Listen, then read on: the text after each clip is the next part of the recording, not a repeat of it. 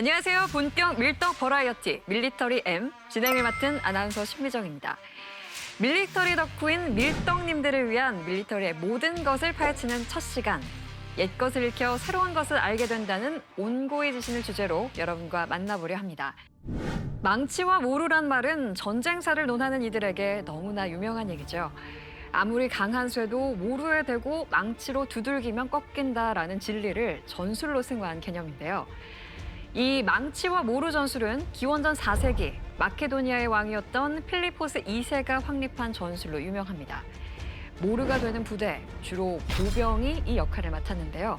이들이 적을 막아서면 망치, 즉 주력 부대가 적의 후방을 타격해 적을 분쇄하는 전술을 바로 망치와 모루 전술이라고 합니다. 알렉산더 대왕의 아버지였던 필리포스 2세는 이 망치와 모루 전술을 확립해 그리스의 패권을 쥐게 되었고 이후 군대를 물려받은 알렉산더 대왕은 아버지의 전술을 완성하며 자신의 이름을 인류 역사에 각인시키게 됩니다. 필리포스 2세가 망치와 모루 전술을 확립한 이후 인류 전쟁사는 이 망치와 모루 전술에서 벗어날 수 없었습니다. 로마를 멸망 직전까지 몰고 간 한니발의 칸나의 전투, 또 세계 제2차 대전 때 프랑스를 단 6주 만에 항복시킨 만슈타인의 낫질 작전, 6.25 당시 전쟁의 판도 자체를 바꿔버린 메가더의 인천 상륙작전, 그리고 걸프전 당시 노먼 슈어츠코프 장군이 내놓은 헤일 메리 플레이까지 모두 망치와 모루 전술을 기반으로 시대와 환경에 따라 재해석한 작전들이었다고 합니다. 2500여 년 전의 전술을 기반으로 하고 있지만 그 누구도 무시하거나 고루하다고 타박하지 못할 훌륭한 전술인 셈이죠. 저희 본격 밀떡 버라이어티 밀리터리 M은 온고의 지신의 마음으로 인류 역사를 관통하는 사건과 사실을 통해 밀떡이 궁금한 이야기를 밀떡의 시선으로 나눠 분석해서 최고의 밀리터리 프로그램이 되도록 노력하겠습니다. 앞으로 많은 기대 바랍니다. 밀떡에 의한, 밀떡을 위한 본격 밀떡 버라이어티 밀리터리 M 지금부터 시작하겠습니다.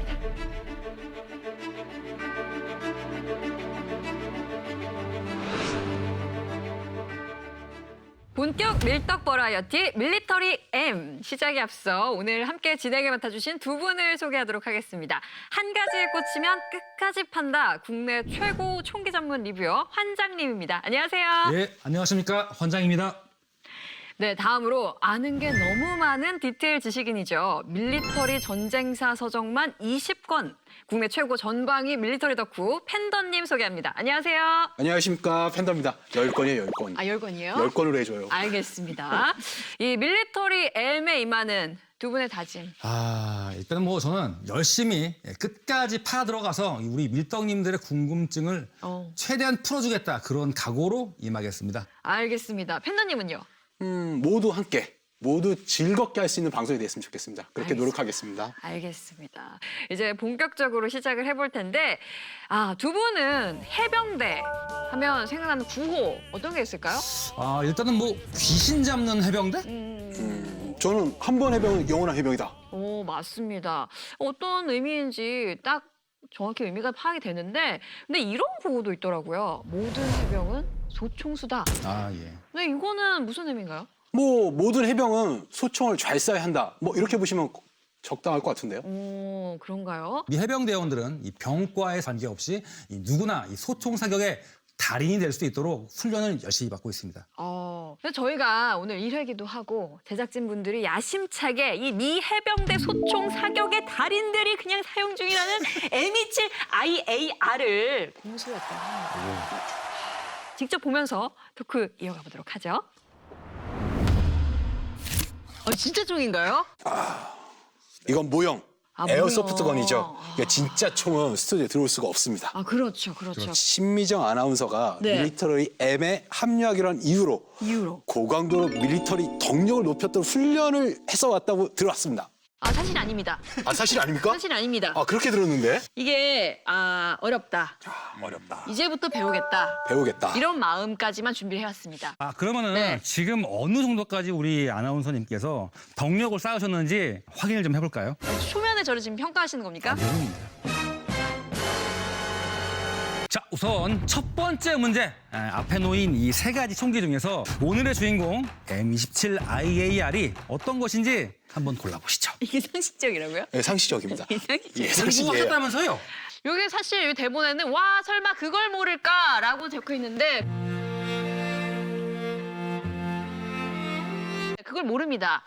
모르시군요. 네, 제 눈에는 사실 그놈이 그놈이다로 보이는데 네. 저희가 지금 오늘 다룰 M27은 소총이잖아요. 군인들이 들고 다니는 총이기 때문에 무거우면 될까요? 안 될까요? 아 무거우면 안 되겠네요. 아주 힘들죠. 힘들죠. 딱 봐도 무겁게 생긴 거. 예. 예. 가운데 거. 예, 일단 묵직하니 얘는 무거워. 제외. 제외. 패스. 네. 이게 아니고. 두 가지가 남는데 자, 소총수, 명사수한테 유리해야 되니까. 그렇죠. 총알이 쫙쫙 뻗어야 쫙쫙 나가야겠죠. 네. 그럼 총열이 뭔가 더 길쭉해야 될 것 요만큼 사이즈. 같아요. 요만큼. 예, 요만큼. 네. 되시면 되겠네요. 갖다 대면 되겠네. 네. 얘가 더 기네요. 정답! 어렵네. 딱 맞네. 그렇죠. 근데 얘가 이제 M27이었잖아요. 그렇죠. 근데 얘랑 조금 비슷해요. 네, 이 녀석이 바로 네. M4A1. 그 미 육군이 제식으로 사용하고 있는 소총입니다. 미 해병대도 M27 이거를 사용하기 전까지는 이걸 제식으로 썼었습니다. 오, 그래요. M4A1 카빈. 네. 총열이 짧아서 카빈. 오, 그렇군요. M4A1 카빈. 네. 총열이 짧아서 휴대하기 편하고 뭐 제가 아직은 들어보진 않았습니다만 얘가 왠지 조금 더 가벼울 것 같기도 하고요. 그렇죠. 근데 그래서 뭐 근거리에 뭐 시가전이라든지 뭐 실내전에서 위력을 발휘한다는 얘기를 들었는데 맞나요? 네, 맞습니다. 혹시 M4A1이 사용하는 5.56mm 탄이 어떤 종류인지 한번 설명해 주시겠습니까? 네. 네. 초기엔 SS-109 나토 제식탄의 미군 제식 버전인 M85탄을 사용했었죠. 그런데 이 M85탄이 20인치 총열, 그러니까 이 총보다 약간 긴 총이죠. 그 20인치 총열을 탑재한 M16A2용으로 제작된 탄이었기 때문에 이 14.5인치 총열을 사용한 이 M4 카빈에서 쓰면 이 유효 사거리가 급속하게 줄어든다는 단점이 있습니다. 특히 이 장거리 교전이 주를 이뤘던 아프가니스탄 전장에서 이 한계를 굉장히 드러냈어요. 네. 그렇기 때문에 미국군은 M85탄의 부족한 사거리와 관통력, 그리고 저지력을 모두 향상시킨 M85A1탄을 개발했고, 그리고 덕분에 이 퇴물 취급받던 M4A1이 생명 연장의 꿈을 이루게 됐죠. 그래요? 또 그런 스토리가 숨어져 그렇습니다. 있었네요. 그럼 이제부터 이제 본론으로 좀 들어가 볼 텐데 미 해병대의 제식 소총 M27IAR과 관련된 두 가지 키워드를 준비해 봤습니다. 우선 첫 번째 열어볼까요?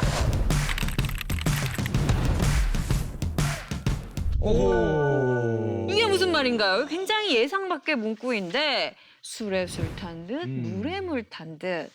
어쩌다가 이 미 해병대 제식 소총에 이런 키워드가 붙게 되었나 궁금해지는데 이 힌트를 드리자면 도입 과정과 좀 연관이 있다고 합니다. 알겠네. 네? 이 M27 소총이 애초에 이 소총으로 도입된 물건이 아니에요. 그러면요? 아까 그 신미정 아나운서께서 처음에 거론했던 이 M249, 네. 이 M249의 후속으로 2010년도에 도입된 분대 지원 화기예요. 분대 지원하기. 예, 분대 지원 화기. 이게 나중에 소총으로 용도가 변경되면서 술에 술 타듯 물에 물 타듯 미 해병대 제식 소총으로 자리 잡게 된 거죠. 그런데 분대 지원하기라는 게 소총수들의 화력 지원을 목적으로 제압 사격을 하라고 만들어진 건데 뭐 이렇게 30발들이 탄창을 쓰는 M27을 분대 지원하기로 쓴다는 게 이게 말이 될까요? 글쎄요. 일단 그거는 몸으로 직접 체험을 해보시면은 충분히 이해가 가능하실 것 같아요. M27을 한번 우리 팬더님이 한번 M27을요? 제가 직접? 예. 이거 예. 오. 자, 느낌이 어떻습니까? 무게가? 예, 소총 드는 느낌이죠. 그렇죠. 일단 내려놓으시고 예. 다음 두 번째로 M249를 한번 들어보시죠. 얘는 얼핏 봐도 좀 묵직해 보이거든요. 오. 예, 이거 조금 람보가 된 느낌인데요. 뭔가 좀 느껴지는 게 없으세요? 제가 공용화기 사수 출신이 아닌 게 다행이네요. 네. 예. 참고로 네. 이 총은 실총이 아니라 에어소프트건이기 때문에 네. 지금 탄창 부분이 빠져 있잖아요. 예, 탄통 부분 빠져 실총 있네요. 같은 경우에는 여기에 200발들이 탄통이 들어가는데 무게가 몇 킬로? 3킬로. 그렇기 때문에 무겁다. 이 분대 지원하기 사수의 그 네. 실제 그 체감 무게를 느끼기 위해서 저희가 좀 준비해 온 게 있어요. 그런 준비 안 하셔도 되는데. 꼼꼼하게 준비를 해왔죠. 준비 안 하셔도 되는데. 자, 이거 탄창 대용 삼아가지고 한번 같이 한번 들어주시죠. 실제 무게는 자, 실제 무게 탄창 한 통. 자, 이렇게 들면 이렇게 될까요? 들면은 자, 자세 한번 취해 보시고요. 앉았다. 앉았다. 일어났다. 일어났다. 사격 자세. 사격 자세. 엎드려. 엎드려. 일어나시고요. 훌륭하십니다. 일어났습니다. 네. 자, 느낌이 어때요? 그냥 소총 들고 싶어요. 그러죠. 네. 이런 점 때문에 미 해병대가 이 무거웠던 분대 지원하기를 이 가벼운 M27IAR로 교체하게 된 근본적인 이유가 그거죠. 무게예요. 이 부족한 화력, 이거는 어떻게 메꿨을까요? 정확한 명중률로 커버했죠. 정확한 명중률로. 그러니까 맞지도 않는데 여러 발을 쏟아 부어가지고 탄을 낭비하느니 차라리 정확한 조준 사격으로 쏴서 맞추자. 뭐 이런 신개념 컨셉의 분대 지원하기가 최초로 등장한 셈이죠. 그러니까 한 발을 쏴도 제대로 맞추겠다. 그렇죠. 그럼 명중률은 어느 정도였나요? 2모아였어요. 그러니까 참고로 그 당시 미 해병대 제식 소총의 M16A4는 4.5모아였죠. 뭐예요? 번역을 좀 해드릴게요. 뭘 모아요? 네. M27은 100야드, 그러니까 91m에서 쐈을 때 이 탄착군이 2인치, 그러니까 5cm 원 안에 모이고, 네. 그리고 M16A4 같은 경우에는 4.5인치, 즉 한 11cm 정도 원 안에 모인다는 그런 뜻이에요. 어쨌든 소총보다 명중률이 좋다, 뭐 요 얘긴데 그 정도면 뭐 저격총으로 봐도 되는 거 아니겠습니까? 이게 여차하면은 네. 30발들이 탄창을 풀 오토 연사로 쓸 수 있다는 건데 이건 저격총하고 약간 좀 다르죠. 그렇군요. 그러면 이 실전 투입했을 때 결과는 좀 어땠나요? M249를 썼을 때에 비해서 분대 지원하기 사수들의 사상률이 굉장히 많이 줄어들었어요. 사상률이요? 네. 근데 총이 뭐 가벼우니까 뭐 기동성이 좋아졌고 그래서 사상률이 줄어든 건가요? 땡! 어이구. 깜짝이야. 그럼 이유가 뭔가요? 이 소총수랑 분대 지원하기 사수가 이 저격수에게 동시에 노출됐을 때 1차 제거 대상이 분대 지원하기 사수였어요. 화력이 세니까. 그러니까 M27은 분대 지원하기처럼 생기지 않았기 때문에 그래서 저격당할 위험이 줄어들었다. 뭐 이런 의미인가요? 그렇죠. 아까 그 M249 봤었잖아요. 네네네. 거기 보면 네모난 그 탄통이 달려 있어요. 음. 요 탄통만 딱 보면 멀리서 지켜봐도 이거 기관총이구나. 저걸 쏘겠구나. 제가 분대 지원하기구나. 그렇군요. 그러면 M27 실제로 성능 평가는 좀 괜찮았나요? 어땠나요? 네, 그 아프가니스탄에서의 그 전투 보고서 그 내용에 따르면은 이 M27을 조준 사격했을 때 그 한 발의 위력이 M249 자동 화기의 그 3발, 4발 정도의 위력과 동일하다. 그런 결과가 나왔습니다. 오, 대단하네요. 네. 그래서 분대 지원하기로 도입했던 M27을 뭐 소총으로 도입하자는 말, 뭐 이런 말까지 나온 거군요. 그렇죠. 그런데도 이 예산도 빠듯하고 이 육군의 눈치도 보이고 해가지고 이 소총으로 도입하기까지는 시간이 해병대 내에서 꽤 걸렸어요. 역시 밀리터리의 세계에서도 예산은 그게 당연하죠. 중요하군요. 네.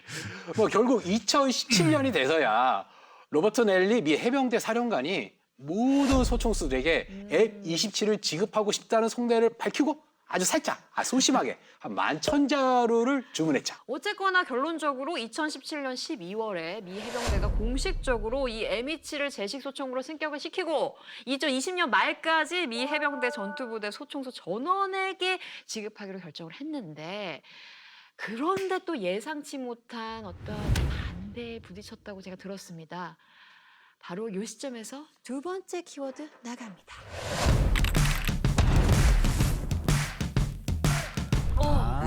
저거는 알겠네. 저거구나. 저거 이렇게 고개를 끄덕끄덕하고 계신데 환장님 네. 설명 좀 부탁드릴게요.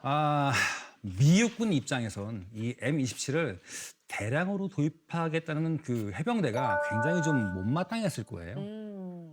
아니 왜죠? 그래봤자 5.56mm 소총이거든요. 네. 그러니까 이 미 육군은 5.56mm 소총 자체가 뭐 못마땅했다. 뭐 이런 얘기인가요? 이 5.56mm 산수는 미 육군 제식 소총 M4A1의 유사거리가 500m 내외였는데 이 아프가니스탄은 워낙 그 지형이 험준하고 또 드넓은 고산지대가 많이 있어서 평균 교전 거리가 한 500m가 넘어가는 경우가 굉장히 많았어요. 그런데 뭐 탈레반군은 유효 사거리가 800m가 넘어가는 뭐 드라그로프 저격총이나 뭐 RPG-7, PKM 경기관총, 뭐 두시카우 중기관총, 그리고 뭐 블라디미르 대구경 기관총까지 갖추고 있어가지고 M4A1이 제구시를 못했어요. 아, 총열이 짧아서 뭐 시가전이라든지 뭐 실내전에서 위력을 발휘하는 M4A1이 실제로 아프가니스탄 전장에서는 실력 발휘를 할 수 없었다. 이런 의미로 보면 될까요? 그렇죠. 오. 그리고 이 전쟁 후반기에 가면서 아프가니스탄 전역에 이 방탄복이 굉장히 많이 나돌았어요. 오. 네. 그래서 덕분에 이 M4A1의 입지가 더 좁아졌죠. 그래서 미 육군이 일단 급한 불은 끄고 보자. 뭐 이런 식으로 마련한 대책이 M85A1탄이죠. 아, 그 덕분에 M4A1이 생명 연장의 꿈을 이룰 수 있게 됐다. 뭐 그렇죠. 이런 거군요. 뭐 그렇게 말해봤자 네. 인공호흡기 달아든 수준이죠. 아우. 미 육군이 장기적으로 내다보고 마련한 대책이 그러니까 2023년에 도입을 목표로 추진 중에 6.8mm 차세대 분대하기 NGSW 체제였거든요. 아, 미 육군, 너는 다 계획이 있었구나. 계획이 있었습니다. 뭐 이런 얘기 같습니다. 근데 미 육군이 5.56mm 소총을 불신하는 이유까지는 뭐 제가 이해를 했습니다. 그런데 왜 미 해병대가 이 M27을 도입하는 것까지 그거까지 못마땅해 했나요? 역시나 돈 문제가 걸리죠. 많이. 아무리 미 육군 예산이 빵빵하다고 해도 NGSW 체계를 미 육군 단독으로 도입하는 것보단 이 해병대랑 이렇게 뭐 공동구매, 공부해야죠. 공동으로 도입해야 하지만 이게 단가가 더 떨어지거든요. 아, 그렇군요. 그렇죠. 그럼 여기서 저는 또 하나 궁금한 게 생기는데요. 이 미 해병대도 이 아프가니스탄 전쟁에서 5.56mm 탄의 어떤 한계를 분명히 느꼈을 텐데, 근데 왜 5.56mm 탄을 쓰는 M27을 도입했나? 요게 궁금해집니다. 일단 M4A1보다 멀리 나가요. 아, 멀리 나가서. 예. 그러면 뭐 총열이 더 길기 때문일까요? M27은 유효 사거리가 600m 정도 나옵니다. 사실 이 500m 내외에서 전투가 벌어지면 이 유효 사거리도 굉장히 중요하지만 네. 더 중요한 거는 이 명중률 싸움이에요. M27은 이 600m 탄착군이 대략 한 33cm 정도 나옵니다. 굉장히 잘 맞는 거죠. 네. 이 정도면은 뭐 충분히 해볼 만하다 이렇게 판단을 한 거죠. 미 해병대는. 아니 그래도 유효 사거리가 1200m에 달하는 차세대 분대하기 NGSW 소총에 비하면은 이게 너무 빈약한 거 아닐까요? 글쎄요. 그거는 NGSW 소총이 제대로 완성된 뒤에나 할 법한 얘기죠. 잠깐만요. NGSW 소총이 엉망으로 완성될 가능성이 있다. 뭐 이런 얘기를 하고 싶으신 건가요? 당연하죠. 오. 이게 사실 미 해병대가 NGSW에 딱히 미련을 두지 않는 가장 큰 이유는 육군에 대한 신뢰가 별로 없기 때문이죠. 아, 왜요? 같은 나라의 군대고. 왜 못 믿나요? 뭐가 문제인데요? 그러니까 미 육군이 네. 그동안 해놨던 게 전적이 있었어요. 그러니까 그동안 지금까지 추진했던 차기 소총 개발 프로젝트 중에서 이 육군이 제대로 손꼽힌 게 하나도 없었거든요. 그렇구만. 그래서 개발된 지 뭐 60년이나 된 5.56mm 탄이랑 그다음에 M16 소총을 그냥 마르고 닳도록 개량해서 쓰고 또 쓰는 거군요. M16이 아니라 M16. M16. M16. M16 M16. M16. 아, 16이라고 하면 안 됩니까? 하긴 될 수도 있는데 굳이 수도 있는데? 아예 입버릇이죠, 입버릇. 입만이 되니까. M16.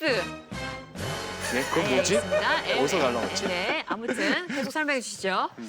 이 미 해병대는 이 기본적으로 분쟁 지역에 급파되는 전략 기동군이기 때문에 이 무기를 선택하는 거나 이 운영 방안이 육군하고는 좀 많이 다릅니다. 오, 그래요? 내가 쉽게 설명하자면은 미 육군이 뭐 세상에 없는 촉을 만들어 보겠다 뭐 이러면서 막 갈아 넣으면서 열심히 만들고 있는데 미 해병대는 지금 당장 전쟁터에 머리 디밀고 들어서 싸워야 되거든요. 아, 그렇군요. 그러니까 실전성이랑 효율성에 좀 방점을 찍는다. 요거군요. 그렇죠.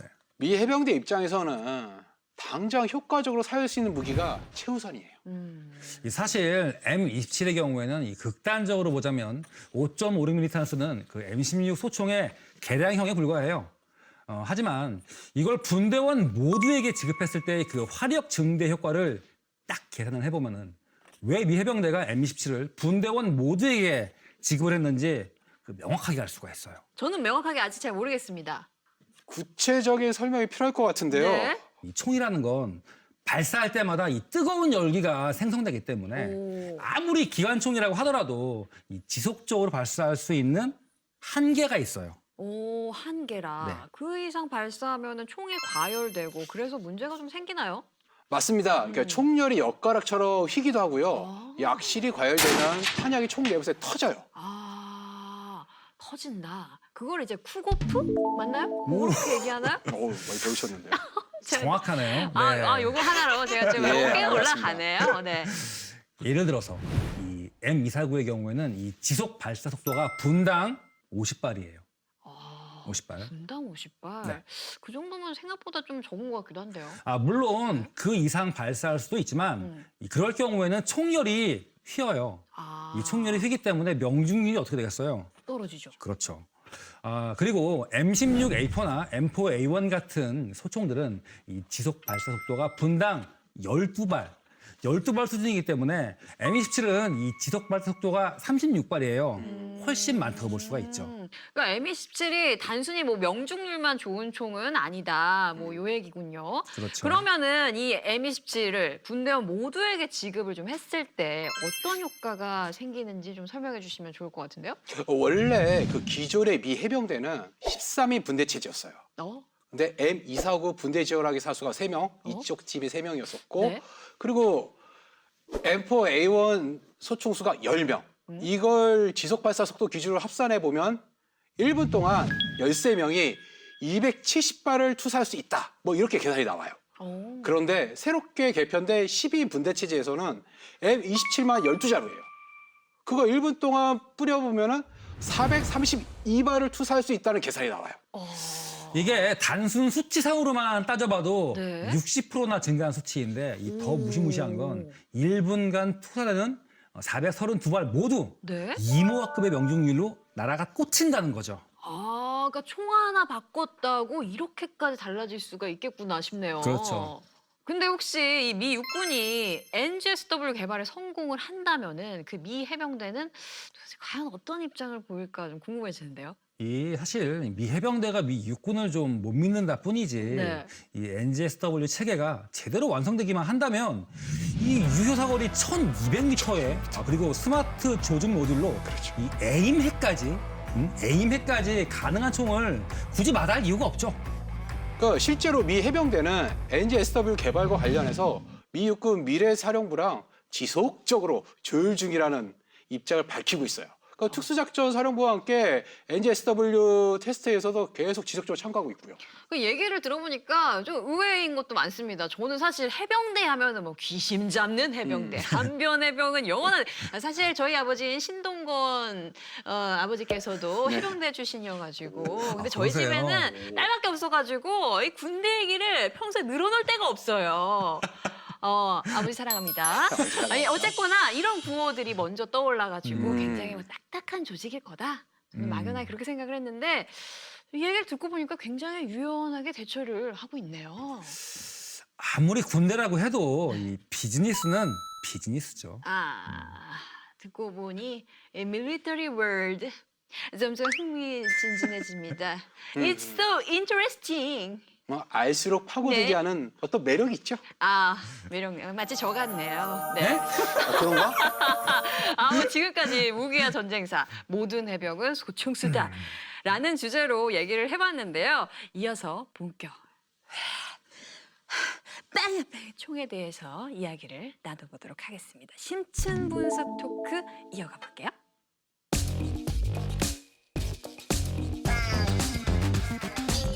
밀리터리 앱에서 야심차게 기획한 코너 총대총 그 대망의 첫 번째 시간으로 잠깐만요. 팬더님 너무 급하시네. 이 시청자 여러분들께 설명을 먼저 해드려야죠. 리퍼나 어벤져 같은 무인 공격기가 날아다니는 시대에 왜 하필이면 총대총 같은 구시대적인 기획을 했는가?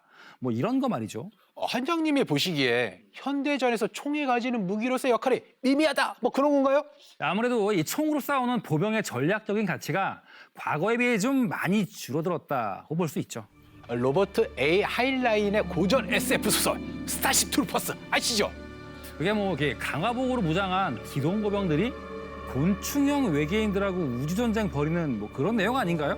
거기서 주인공인 자니 리코가 이런 말을 하죠. 각종 우주선과 미사일, 대량의 적을 무차별 살상하는 방법은 수십 가지나 되지만 그런 식의 파괴는 너무 광범위하고 무차별적이므로 전쟁이 끝나면 적국이나 적 행성은 이미 존재하지 않는 것이 되어버린다. 그러나 우리 기동거병의 방법은 전혀 다르다. 우리는 상대의 곧잔 등의 일격을 가하고 개인 단위로 선택적으로 싸울 수 있다.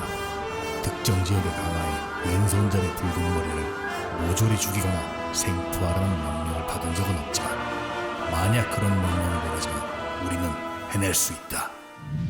사실 이건 현대전에서도 그대로 적용됩니다. 지난 2001년 시작된 테러와의 전쟁에서 미군은 압도적인 화력으로 알카에다와 탈레반 세력을 몰아냈지만 결국 왼손잡이 붉은 머리를 찾아내고 제거한 것은 총을 든 보병이었죠.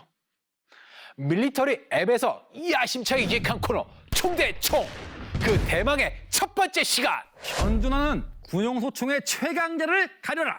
지금 바로 시작하겠습니다. 환장님이 생각하시는 현존하는 최강의 군용 자동소총 뭐라고 생각합니까? 총열율이 420mm, 무게 3.6kg. 무슨 일이 생기면 누구보다 빨리 달려가는 세계 최강의 미 해병대가 선택했다. 돌격소총, 분대 지원하기, 지정사수소총을 하나로 묶은 원소스 멀티유지형 통합 분대화기, 게르만 장인의 손길이 달아 숨쉬는 5.56mm 자동소총 클래스의 끝판대장, M27 인펀트리 오토매틱 라이플. 와, M27 재탕하는 건가요? 저는 이 현존하는 군용 자동소총의 최강자를 가려라. 이 원칙에 충실했을 뿐입니다. 아, 예, 그렇군요. 뭐 일단 간단하게 몇 가지 짚어보겠습니다. 독일의 총기 제조사 헤틀러 운트코우사에서 만든 총이죠. 그렇습니다. 이 지난 2005년부터 시작된 미 해병대 분대 지원형 돌격소총 사업에서 헤클러 운트코우사가 이 선보인 총으로 영원한 라이벌이자 숙적인 FN사를 꺾고 이 M27이라는 제식명을 획득하는 쾌거를 이룬 걸작이죠. 제가 알기론 HK사 제품 중에서 미군 제식으로 최초로 납품된 총으로 알고 있는데 비결이 있었나요? 원래 HK사 제품이 극악의 가성비로 유명한 데 아닙니까? 이사 뭐 비쌀만 하니까 비싸죠. 다 비싼 값을 한다니까요. 그렇군요. 철저한 검증을 통해 따져보도록 하겠습니다. 좋습니다. 자, 그러면 팬더님이 선택하신 군용 자동소총의 최강자 힘차게 소개해 주시죠. 총열 길이 415mm, 무게 3.3kg. 가혹한 외계 행성에 홀로 남겨졌을 때 단 한 자루의 총만 허락된다면 주저없이 집어든다는 터프함의 대명사 AK-47. 바로 그 AK-47 패밀리의 강인한 유전자에 정교한 테크놀로지가 더해졌다면 5.45mm 자동소총 클래스의 새로운 강자, 칼라시니코프 자동소총의 마지막 후계자, 러시아 수련의 결자 AK-12. AK-12를 선택하시다니 좀 의외인데요. 팬더님 성향상 7.62mm 3구탄 쓰는 AK-15를 고르실 줄 알았는데. 이게 좀 살짝 고민하긴 했는데 그런데 뭐 M27을 상대하려면 아무래도 5.45mm 상부탄 쪽이 낫지 않을까 싶어서 AK-12를 골라잡았습니다. 알겠습니다. 자, AK-12 간단하게 소개해 주시죠. 지난 2012년부터 진행된 러시아군의 신형 군장 미래 보병 체계 사업, 그러니까 라트니크 프로젝트의 일환으로 개발된 신형 돌격수총이죠. 개발 과정이 꽤 시끄러웠던 걸로 알고 있는데. 뭐 그렇습니다. 200년이 넘는 역사를 자랑하는 러시아의 국영무기 제조사 이즈마시에서 개발이 시작됐는데 회사가 재정난에 시달리면서 한때 도산 직전까지 갔었죠. 아니, AK 시리즈를 그렇게 찍어내서 뿌린 업체가 어쩌다가 그 지경이 됐나요? 소련이 AK 시리즈 라이센스를 여기저기 뿌려대는 바람에 이즈마시에서는 뭐 딱히 그렇게 재미를 본 게 없어요. 안타깝군요. 거기다가 조악한 중국산 불법 카피품이 나오면서 이게 피해가 막심했죠. AK-47 들고 이 외계 행성 간다는 분들도 이 러시아제 여부를 꼭 확인해야겠군요. 그렇습니다. 어쨌거나 회사 명칭이 이즈마시에서 칼라시니코프 콘체르노로 변경되고 설계도 여러 번 변경되는 진통 끝에 지난 2018년 러시아군 제식 돌격소총으로 선정돼 성공했죠. 제조사도 중간에 엎어질 뻔하고 이 설계도 참 여러 차례 변경됐다는 AK-12가 세계 최고의 총기 제조사로 손꼽히는 HK사를 상대로 그 어떤 모습을 보여줄지 기대가 됩니다. 헤틀러 운트 코우사가 G11과 G36으로 총기계의 흑역사를 썼던 곳이죠. 그렇죠. 과연 M27이 AK-12를 상대로 어떤 수모를 겪게 될지 저도 기대가 됩니다. 슬슬 뭐 전투 모드 시작인가요? 미 해병대 제식소총 M27과 러시아군 차세대 제식소총 AK-12의 불꽃 튀는 공방전. 지금 바로 시작하겠습니다. 자, 첫 번째 라운드에서는 각 총기의 사용탄 얘기를 해볼까 하는데요. M27에 사용할 탄을 하나 골라주시죠. 저는 미 해병대 전용으로 개발된 5.56mm 마크 318 모드 제로탄을 선택하겠습니다. 지난 2010년부터 아프가니스탄에서 실전 배치되면서 검증을 이미 마쳤고 또 이 대인 저지력과 관통력 모두 굉장히 뛰어난 탄이죠. 그런가요? 자세한 설명이 필요할 것 같은데요. 미군이 기존에 사용했던 이 2세대 5.56mm M855탄은 이 탄자 앞부분에 이 연철 관통자가 있고 이 뒷부분은 납이라 관통력이 굉장히 특화되어 있는 탄이었어요. 덕분에 이 물컹한 목표물을 명중시에 그냥 깨끗하게 뚫고 지나가는 경우가 굉장히 많이 있어서 이 대인 저지력이 떨어진다는 지적을 좀 많이 받았죠. 영화 블랙호크 다운의 배경이 됐던 모가디슈 전투가 그 대표적인 사례죠. 그렇죠. 그러니까 약물에 취한 소말리아 민병대원들이 M855톤을 여러 발 맞고 또 덤벼들었다가 논란이 있었었죠. 맞습니다. 그런데 이 미 해병대 전용으로 개발된 마크 318탄은 아주 간단한 방법으로 이 저지력과 관통력을 모두 끌어올렸죠. 아니, 어떻게요? 납의 배치를 뒤집은 거예요. 그러니까 M855탄은 납이 뒤에 있는데 마크 318탄은 납이 앞에 있었군요. 그렇죠. 그리고 마크 318탄이 좀 특이한 게 이 납을 제외한 나머지는 전부 딱딱한 구리예요. 구리요? 이런 구조에선 이렇게 몸에 착탄하는 순간 두 가지 현상이 동시에 발생합니다. 일단 말랑한 탄자 앞부분은 쉽게 뭉개지고 이 조각나면서 떨어져 나가고 그리고 딱딱한 탄자 뒷부분은 요동을 치면서 그대로 뚫고 나가죠. 그럼 정리를 하자면 탄자 앞부분은 파편화 효과를 일으키는 영역이고 탄자 뒷부분은 관통자 역할을 한다. 이런 건가요? 그렇죠. 이 파편화 관점에서만 보자면 이 큰 덩어리, 그러니까 탄자 뒷부분 하나랑 이 자잘한 조각 여러 개, 그러니까 탄자 앞부분이죠. 요것들이 분리가 되는 셈이기 때문에 이 파편화가 아주 효율적으로 진행되는 탄이라고 볼 수가 있죠. 그러니까 대인 저지력과 관통력이라는 두 마리 토끼를 다 잡은 훌륭한 탄이다. 이거군요. 그렇죠. 말씀 잘 들었습니다. 제가 알기로 이 러시아군 주력탄은 7엔 6탄으로 알고 있어요. 근데 지금도 재고가 아직도 산더미 같이 있어가지고 처치 곤란이라고 얘기를 들었는데 이번 대결에서는 무슨 탄을 추천하시려고요? AK-12가 미래 보병체계 사업 라트니크 프로젝트 일환으로 개발된 거 아시죠? 알죠. 당연히 전용탄도 동시에 개발됐어요. 이름하여 7회 39탄! 텅스텐 카바이드 코발트를 92대 8 황금 비율로 섞은 야근 탄심에 더 화끈한 장약을 채워 넣어서 100m 거리에서 23mm SS3 규격 강판을 그대로 관통합니다. 와, 역시 철갑탄이라 관통력이 무시무시하군요. 그런데 이 관통력이 너무 좋으면 대인 저지력이 떨어진다는 거 모르세요? 요즘 누가 맨몸으로 싸우나요? 그러니까 방탄복은 기본 아닌가? 그럼 일단 뚫고 봐야죠. 네, 아프가니스탄 전장 보니까 방탄복 입은 군인들하고만 싸우라는 법은 없던데. 그리고 탄의 운동 에너지도 이 중요한 요소인데 AK-12로 7N 39탄? 39탄을 쐈을 때 그 총구 운동 에너지가 어떻게 됩니까? 1481줄이요. 참네. 한참 떨어지네. 저희 M27로 마크 318탄을 쏘면은 총구 운동 에너지가 기본적으로 가뿐하게 1600줄 넘어가요. 그러니까 스마트폰 화소수가 높다고 사진이 잘 나오나요?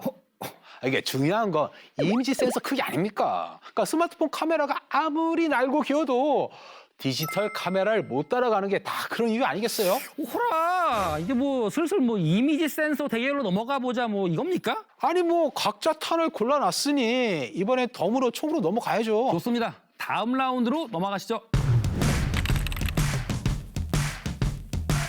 잘 아시다시피 이 M27은 미 해병대에서 M249를 대신할 분대 지원 화기로 만들어졌기 때문에 이 분당 지속 발사 속도가 무려 36발이나 됩니다. 기존의 M4A1이나 M16A4의 4배. 뭐 특별한 비법이라도 있습니까? 당연히 있죠. 일단 굵직한 총열을 달아서 이 고온에 오래 버틸 수 있고 내부적으로는 쇼스트로크 가스 피스톤 방식을 채택해서 이 고온의 고압 가스를 총 내부가 아닌 외부로 분출시키는 뭐 그런 구조가 있기 때문에 잠깐만요. 네. 쇼스트로크 가스 피스톤. 자, 좀 어려운 전문 용어가 나왔어요. 간단하게 짚고 넘어가 볼까요? 좋습니다. 이 쇼스트로크 가스 피스톤 방식이라는 용어는 자동화기의 작동 원리와 관련된 용어인데요. 여기서 이 자동화기란 방아쇠만 당기면 총알이 뭐 단발 혹은 연발로 나가는 그런 총기를 의미합니다. 사람의 손이 아닌 자동으로 탄을 장전하는 화기라고 말할 수 있는 거죠. 그렇죠. 우리가 잘 아는 M16 자동소총은 격발 시 발생하는 가스의 힘으로 놀이새를 다시 자동으로 당겨줍니다. 가스의 일부가 가스관을 통해 놀이새 뭉치로 흘러들어가서 약실과 놀이새의 결합을 풀어주는 방식이죠. 그래서 이 가스 직동식이라는 용어를 씁니다. 그런데 이 방식은 결정적인 단점이 있죠. 그렇습니다. 가스가 놀이새 뭉치로 직접 유입되기 때문에 이 화약이 타고 남은 찌꺼기인 탄매가 이 놀이새와 약실에 꽉꽉 쟁여가지고 작동 불량이 일어나기가 쉽죠. 그리고 뜨거운 가스가 총 내부로 직접 전달되기 때문에 총 내부가 가열돼서 약실에 있던 탄이 저절로 폭발하는 쿡오프 현상이 쉽게 발생합니다.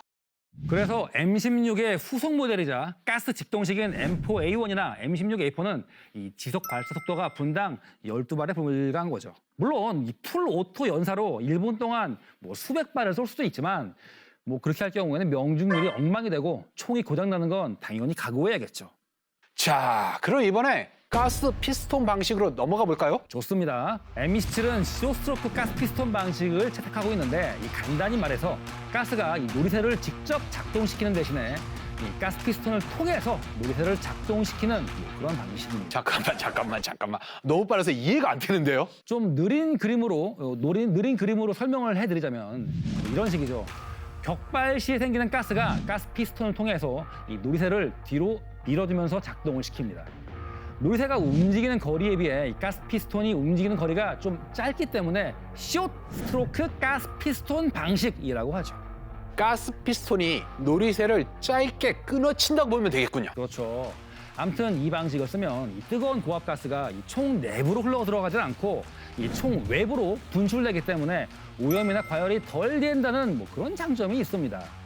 M27의 분당 지속 발사 속도가 36발이나 되는 비결이 바로 그런 점이죠.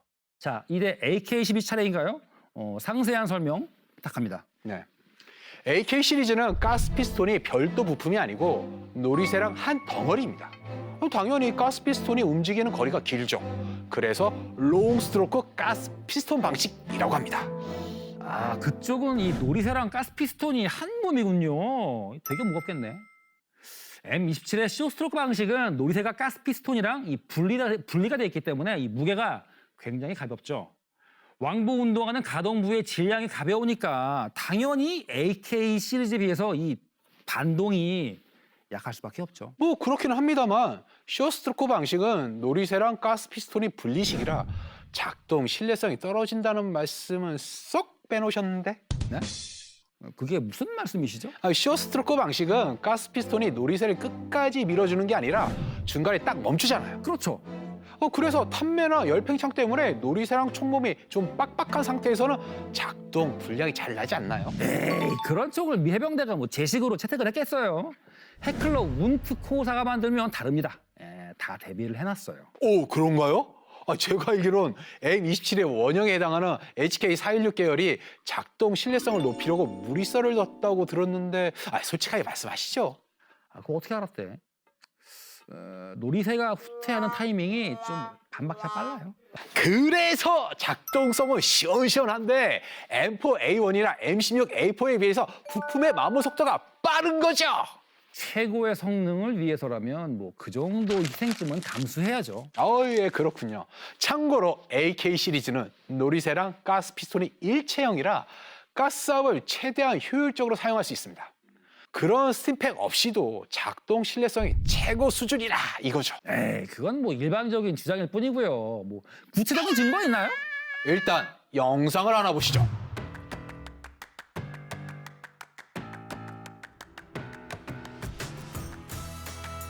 AK 시리즈 중에 하나인 AK103인데 1400발을 연사로 내리갈겨도 끄떡 없습니다. 그리고 다시 쏴도 이모아급 탄착군이 형성되죠. 저 영상 저거 어디서 만들었어요? 컬러스니코프 그룹이요. 저거 AK 시리즈 제조사에서 만든 그 광고 영상 딱 이거네. 뭐 알겠습니다. 뭐 영상은 뭐 잘 봤어요. 다 때려 부수네. 저희 M27은 총열이 프리플로팅 구조입니다. 이 핸드가드랑 붙어 있지 않으니까 어떻게 잡고 쏘더라도 이 총열의 외력이 전달되지 않죠. 이모학급 명중률이 나오는 비결이 바로 이런 세심한 설계 덕분이죠. 미 해병대가 선택한 HK416의 후예 M27. 여러분, 선택은 하나입니다. 여러분, 이제 러시아 쪽이 달라졌습니다. 프리플로팅 총열? AK-12도 그 정도는 기본이죠. 그리고 사용자 편의를 위해 빽빽하게 채워둔 이 레일들을 보십시오.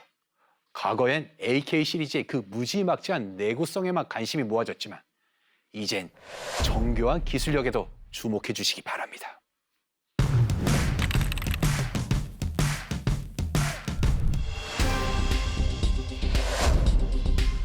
상군 이래로 최신 전략 전술을 발전시켜왔던 독일군이 병사들에게 잠을 3일간 재우지 않겠다며 위협을 가한 것도 모자라 마약을 강제로 복용했다는 의혹이 불거져 큰 파문이 일고 있습니다.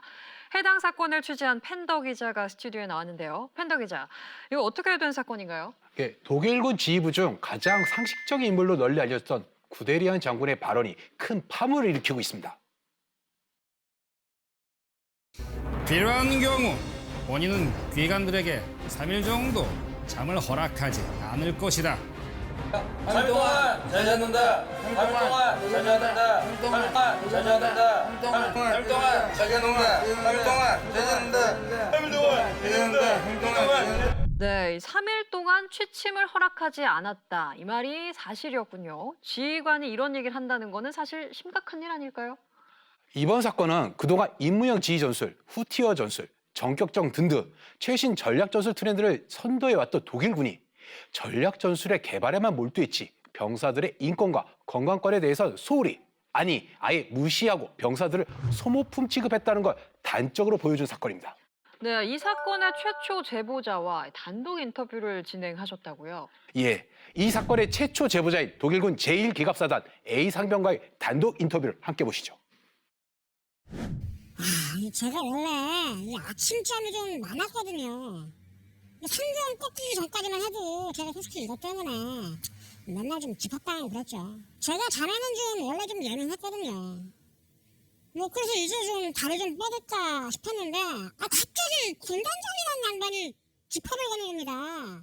뭐 잠을 뭐 안 재우겠다? 뭐 그런 선언을 한 거예요. 필요한 경우 본인은 귀관들에게 3일 정도 잠을 허락하지 않을 것이다.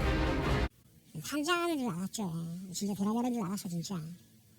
대신에 이 보급배가 쫄라쫄라 오더니만 뭐 피로회복제를 주는 거예요.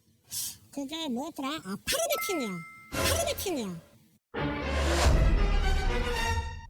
네, 이 피로회복제 페르비틴 이게 뭔가요? 페르비틴이라는 상품명을 보면 피로회복제라 생각하기 쉬운데 지금 우리가 쓰는 용어로는 메스암페타민, 바로 필로폰입니다. 네, 지금 제보자의 말에 따르면 무리한 행군을 위해 피로회복제로 알고 향정신성 의약품을 복용했다는 말인데 이거 사실입니까? 예, 맞습니다. 취재 결과 A 상병을 포함해 제1기갑사단 장병들 모두 피로회복제라고 알고 마약류 약물을 복용한 걸로 드러났습니다. 이 장병들에게 약물을 복용시킨 것도 놀랍지만 사실 구데리안 장군은 그 많은 약을 도대체 어떻게 공급한 건가요? 또 다른 증언자에 의하면 당시 구데리안 장군의 명령을 받은 제1기갑사단의 군수참모 킬만세크는 2만 정의 페르비틴을 작전 내내 들고 다녔다고 합니다. 정말 믿기 어려운 얘기인데 독일군은 매우 조직적이고 체계적으로 이 향정신성 의약품을 장병들에게 공급했다는 얘기인데 굳이 이렇게까지 해야 할 이유가 있었나요? 1940년 서부 전역에서 이기기 위해서였습니다. 도표를 보면 아시겠지만 독일군은 연합군에 비해 열세였습니다. 이런 상황에서 이기기 위해서는 특단의 비책이 필요했습니다. 연합군의 방비가 허술한 아르덴 산림지대에 독일 기갑부대의 대부분을 투입해 연합군의 허를 찌르는 작전, 바로 낫질 작전의 등장입니다. 이때 아르덴 숲을 돌파했던 최선봉 부대가 구데리안 장군의 제1기갑사단이었습니다. 1기갑사단은 한시라도 빨리 아르덴 숲을 넘고 마스강을 건너야 했습니다. 독일의 운명을 건 전투였기에 병사들의 전투력을 유지하기 위해 이런 식으로 약물을 남용했던 걸로 보입니다. 현재 경찰은 A 상병의 모발을 국과수의 정밀 분석을 맡기는 한편 구데리안 장군에게 직권 남용, 특정 범죄 가중 처벌에 관한 법률 위반에 더해 향정신성 의약품 관리법 위반 여부를 조사하고 있습니다. 우리 구데리안 장군 경찰 조사 이렇게 잘 받고 나왔나요? 그러니까 시청자분들의 이해를 돕기 위해서 네. 조금 이게 과장해서 설명드린 점 양해를 부탁드리겠습니다. 알겠습니다. 뭐야? 구데리안 이분 이거 뭐 잡혀간 거 아니었어요? 난 진짜로 잡혀간 줄 알았는데. 저희가 이해를 돕기 위해서 살짝 MSG를 조금 쳤습니다. 네. 근데 이 독일군이 향정신성 의약품을 보급한 거는 사실이라면서요? 네, 사실입니다. 와, 근데 사실 말이 안 되거든요. 이 독일군이 2차 대전 때 그렇게 강인한 모습을 보였다는 게 이 향정신성 의약품 덕분이었다. 2차 세계전 당시에 네. 독일군만 이렇게 약물을 사용했던 건 아닙니다.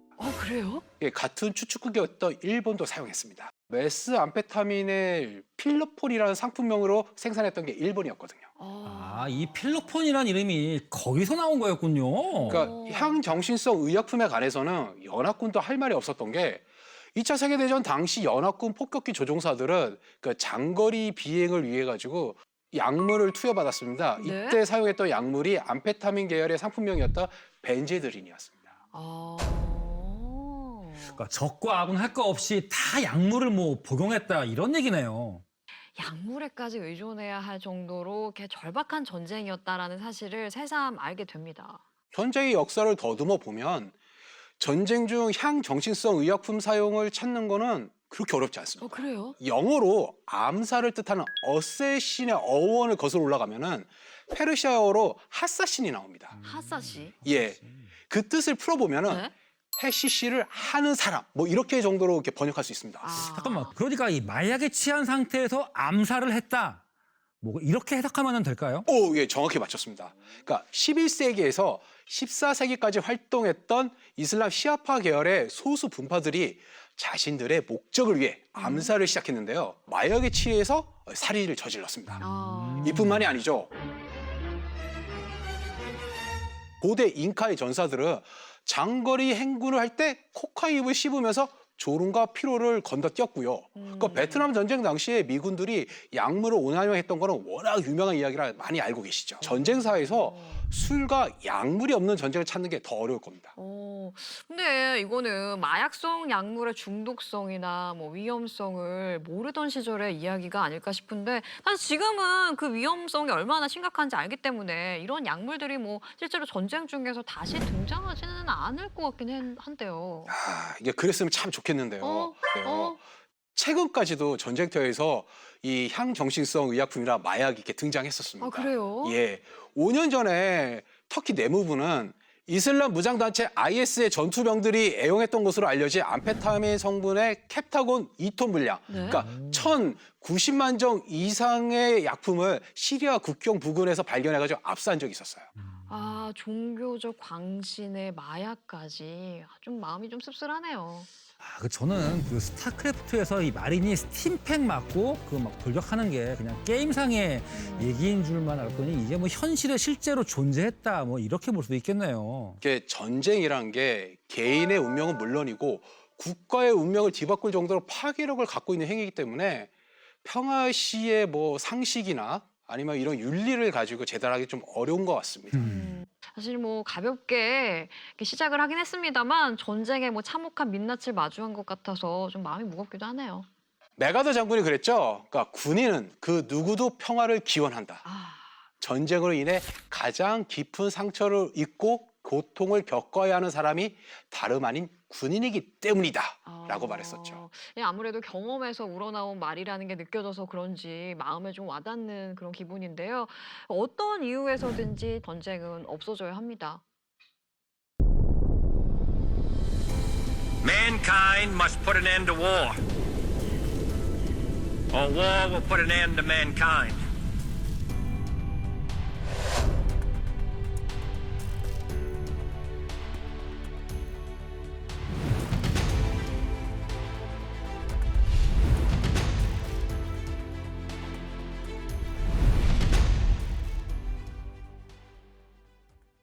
인간의 역사는 곧 전쟁의 역사다라는 말이 있습니다. 아마도 인류의 긴 역사 속에서 전쟁이 없었던 때는 극히 드물고 또 전쟁으로 말미암아 일어난 발전이 있던 것도 부인할 수 없기 때문이 아닐까 싶은데요.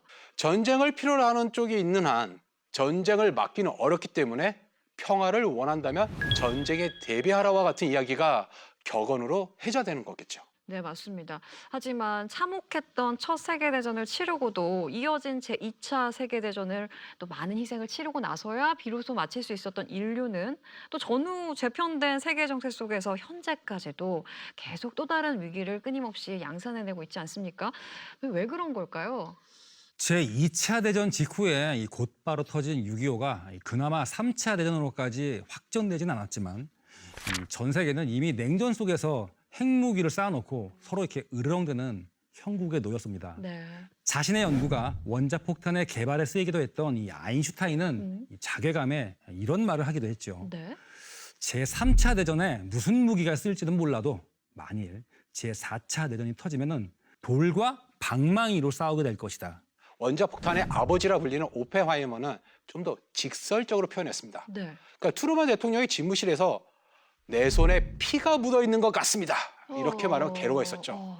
그러나 사람들의 평가는 조금 달랐습니다. 그러니까 히로시마 원폭 투하 직후 사이언티픽 먼슬리는 현대의 프로메테우스들은 다시 한번 올림푸스 산으로 돌격해 인간을 위해 제우스의 벼락을 가지고 돌아왔다. 이렇게 말하면서 맨하탄 프로젝트에 참여한 과학자들을 추켜 세웠습니다. 과연 이들은 제우스의 벼락을 가지고 돌아온 걸까요? 그러니까 핵이 제우스의 벼락 같은 엄청난 무기라고 봐야겠네요. 그만큼 압도적인 무기였던 거죠. 네.